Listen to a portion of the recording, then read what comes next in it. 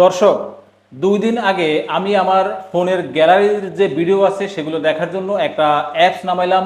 অ্যাপসের নাম হচ্ছে এমএক্স প্লেয়ার। আমরা সবাই এই ভিডিও দেখার যে অ্যাপসটি সেটা সবাই চিনি।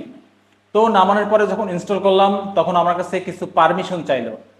তো পারমিশনে লেখা দেখলাম আমার ফোনের যাবতীয় যে অ্যাক্সেস তারা সেটা চাচ্ছে, এবং সেখানে লেখা আছে আমার ফোনের যে কোনো ধরনের তথ্য তারা চাইলেই পার্মানেন্টলি ডিলিট করে দিতে পারবে। আমি এটা দেখে তখন আবার আনইনস্টল করে দেই।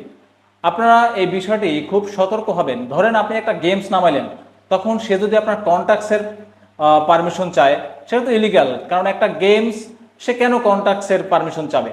এরকম বিভিন্ন অ্যাপস তাদের ইলিগাল যে পারমিশনগুলো আছে সেগুলো তারা চায়, সেগুলো পরে তারা মিসইউজ করে, আপনার ফোনের যাবতীয় তথ্য তাদের কাছে চলে যায়।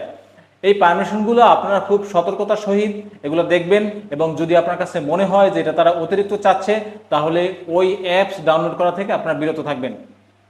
সবাইকে ধন্যবাদ।